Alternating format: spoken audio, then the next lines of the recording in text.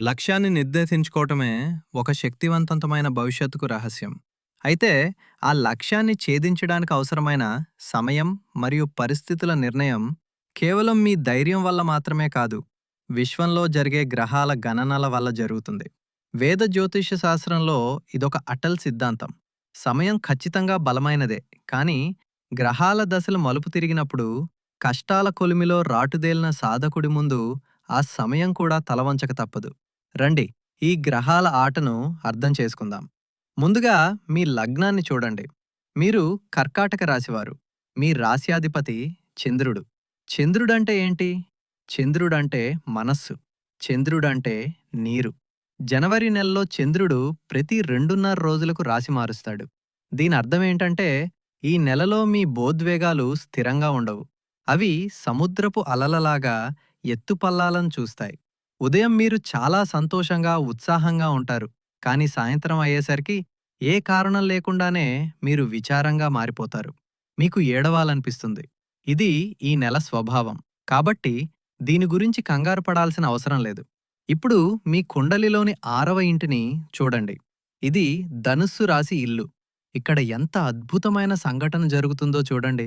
ఇక్కడ 1 కాదు, 2 కాదు, ఏకంగా 4 పెద్ద గ్రహాల కలయిక ఉంది. సూర్యుడు రాజు, కుజుడు సైన్యాధిపతి, బుధుడు యువరాజు మరియు శుక్రుడు మంత్రి. వీరంతా కలిసి ఇప్పుడు సరిగ్గా దీనికెదురుగా 12వ ఇంటిని చూడండి. ఇక్కడ మిథున రాశిలో దేవగురు బృహస్పతి ఉన్నారు. గురువు ఇక్కడ ఒంటరిగా ఉన్నారు, కానీ ఆయన ఒంటరి కాదు. శ్రద్ధగా వినండి. 6వ ఇంట్లో ఉన్న ఈ 4 గ్రహాలు తమ 7వ దృష్టితో గురువును చూస్తున్నాయి. ఇది చాలా పెద్ద రాజయోగం. మరియు అక్కడ 8వ ఇంట్లో ఉన్న రాహువు తన 5వ ప్రత్యేక దృష్టితో గురువును చూస్తున్నాడు. 9వ ఇంటి నుండి శని సంబంధం కూడా ఏర్పడుతోంది. ఇదే ఆ 76 ఏళ్ల యోగం. దీని గురించి అందరూ మాట్లాడుకుంటున్నారు. మీ భాగ్యానికి అధిపతి అయిన గురువుపై 5 గ్రహాల ప్రభావం పడుతోంది. దీని అర్థం మీ విదేశీ యోగం, ఖర్చుల భావం మరియు మోక్షభావం పూర్తిగా యాక్టివేట్ అయ్యాయి. ఇది విపరీత రాజయోగాన్ని సృష్టిస్తోంది. విదేశాలకు వెళ్లాలనుకునే వారికి ఇది ఒక వరం లాంటిది. మరొక వైపు ధనస్థానమైన 2వ ఇంట్లో కేతువు ఉన్నాడు. కేతువు విషయాలను కత్తిరిస్తాడు, వేరు చేస్తాడు. మరియు 8వ ఇంట్లో రాహువు ఉన్నాడు. ఈయన ఆకస్మిక సంఘటనలను తెస్తాడు. ఇది ధనానికి సంబంధించి కొంచెం పోరాటాన్ని సూచిస్తుంది. దీని గురించి మనం ముందు ముందు వివరంగా మాట్లాడుకుందాం. కానీ మిత్రులారా, ఈ కుండలి నెల మొత్తం ఒకేలా ఉండదు. అసలు కథ ఇంకా ఉంది. జనవరి 13 నుండి 17 మధ్య విశ్వంలో ఒక పెద్ద కదలిక జరగబోతోంది. 6వ ఇంట్లో యుద్ధం చేస్తున్న ఈ గ్రహాలన్నీ ఒక్కొక్కటిగా అక్కడి నుండి బయలుదేరి మీ 7వ ఇల్లు అయిన దీని ప్రభావం నేరుగా మీ జీర్ణ వ్యవస్థపై, మీ పొట్టపై పడుతుంది. మీ శరీరంలో వేడి పెరుగుతుంది, పిత్తం పెరుగుతుంది.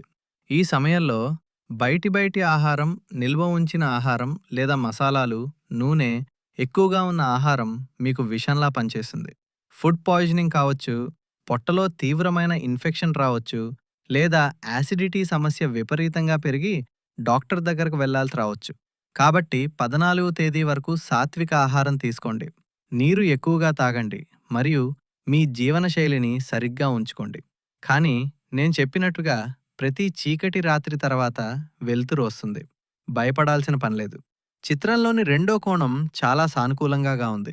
జనవరి 15 తర్వాత గ్రహాలు 7వ ఇంట్లోకి వెళ్ళగానే, ముఖ్యంగా 12వ ఇంటి నుండి గురువు యొక్క అమృత దృష్టి 6వ ఇంటిపై పడగానే ఒక అద్భుతం జరుగుతుంది. రోగ నిర్ధారణ, డియాగ్నోసిస్ యోగం ఉంది.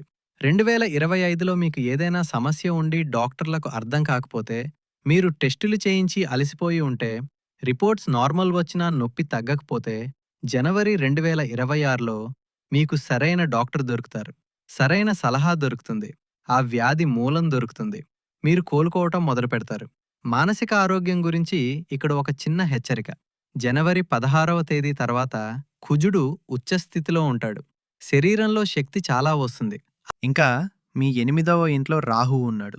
8వ ఇల్లు అంటే కేవలం ఆయుష్ మాత్రమే కాదు, అది అత్తవారిల్లు కూడా. రాహువు అక్కడ కూర్చుని అత్తవారింటి వైపు వాళ్లతో, ఆడపడుచు లేదా అత్తగారితో ఏదైనా అపార్థం సృష్టించవచ్చు. మీరు నిజాయితీగా అన్న మాటను కూడా వాళ్ళు తప్పుగా అర్థం చేసుకోవచ్చు. దాన్ని పెద్దదిగా చేయొచ్చు. అందుకే నా సలహా ఏంటంటే, ఈ నెలలో అత్తవారింటి రాజకీయాలకు లేదా గాసిప్స్‌కు పూర్తిగా దూరంగా ఉండండి. మౌనంగా ఉండండి. శాంతంగా ఉండటమే మీ అతిపెద్ద బలం.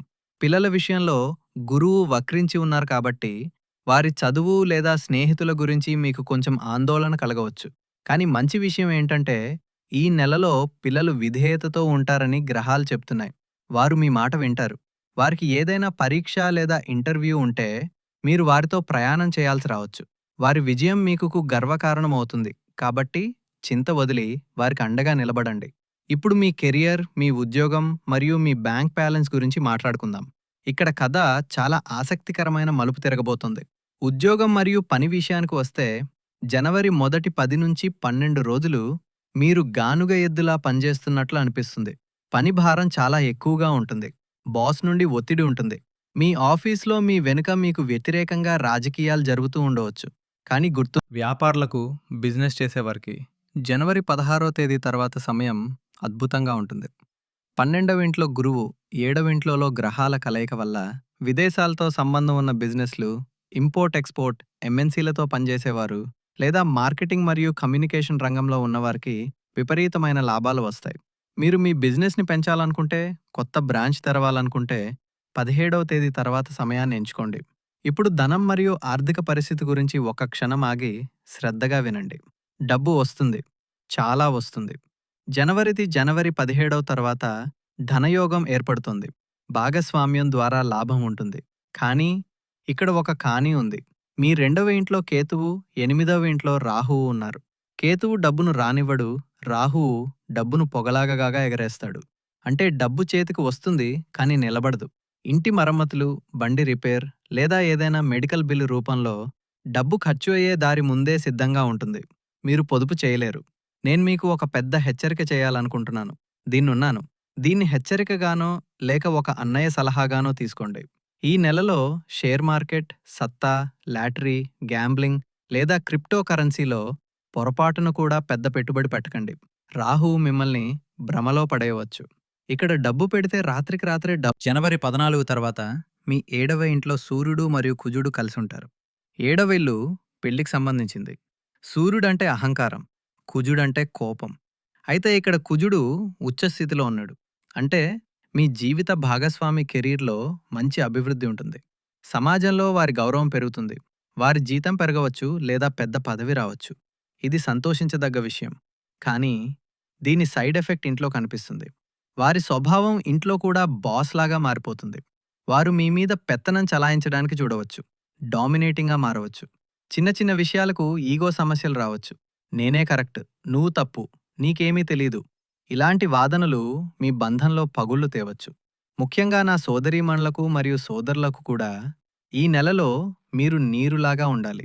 మీ జీవిత భాగస్వామి నిప్పులా మారుతుంటే మీరు శాంతంగా ఉండండి. వారి కోపానికి సమాధానం కోపంతో ఇవ్వకండి. వారి అభివృద్ధిని సెలబ్రేట్ చేసుకోండి, వారి అహంకారాన్ని కాదు. మీరు మీ మాటను అదుపులో ఉంచుకుంటే, ఈ నెలలో సర్దుకుపోతే నమ్మండి, మీ బంధం మునుపటి కంటే బలంగా మారుతుంది. మిత్రులారా, సమస్యలుంటే పరిష్కారాలు కూడా మన వేదాల్లోనే ఉన్నాయి. జనవరి 2026 నాటి ఈ శక్తివంతమైన మరియు మార్పులు తెచ్చే సమయాన్ని పూర్తిగా సద్వినియోగం చేసుకోవటానికి, చెడు ప్రభావాలను తగ్గించుకోవటానికి మీరు ఈ అద్భుతం జనవరి 16వ తేదీ నుండి కుజుడు ఉచ్చస్థితిలో ఉంటాడు. ఈ అధిక శక్తిని కోపం స్థానంలో విజయం వైపు మళ్లించడానికి హనుమాన్ చాలీసా పఠనం తప్పనిసరి. వీలైతే రోజూ చేయండి, లేదంటే కనీసం మంగళవారం మరియు శనివారం తప్పకుండా చేయండి. మరియు రోజూ ఉదయం స్నానం చేసిన తర్వాత ఉదయించే సూర్యుడికి రాగి పాత్రతో నీరర్పించండి. దీనివల్ల మీ శత్రువుల నాశనం జరుగుతుంది. ఎముకలు మరియు కళ్ళ ఆరోగ్యం బాగుంటుంది. 3వ పరిహారం, రాహువు, కేతువు మరియు శని కోసం. వీరు ధనాన్ని ఆపుతున్నారు, కెరీర్‌లో అడ్డంకులు సృష్టిస్తున్నారు. దీనికోసం శనివారం రోజున ఎవరైనా పేదవారికి, కూలీలకు లేదా అవసరమైన వారికి నల్ల మినుములు, నల్ల నువ్వులు లేదా నూనెలో వేయించిన ఏదైనా పదార్థాన్ని దానం చేయండి. ఇది మీ కెరీర్‌లో వచ్చే అడ్డంకులను తొలగిస్తుంది మరియు ఆకస్మిక ఖర్చులను ఆపుతుంది. మరియు ఒక విశేష పరిహారం, గురువు 12వ ఇంట్లో వక్రించి ఉన్నారు కాబట్టి మీ గురువులను, ఉపాధ్యాయులను మరియు ఇంటి పెద్దలను పొరపాటును కూడా అవమానించకండి. వారి ఆశీర్వాదమే మీకు అతిపెద్ద రక్షణ కవచం. సో ఫ్రెండ్స్, ఇది జనవరి 2026 పూర్తి జాతకం. నేను ఈ నెల మొత్తాన్ని 2 లైన్లలో చెప్పాలంటే, జనవరి 1 నుండి 14 వరకు మీరు స్వచ్ఛతా కార్యక్రమం చేపట్టాలి. పాత రోగాలకు చికిత్స చేయించుకోవాలి. శత్రువులను ఓడించాలి. మరియు ఓర్పుగా ఉండాలి. ఇక జనవరి 15 తర్వాత మీరు మీ సీట్ బెల్ట్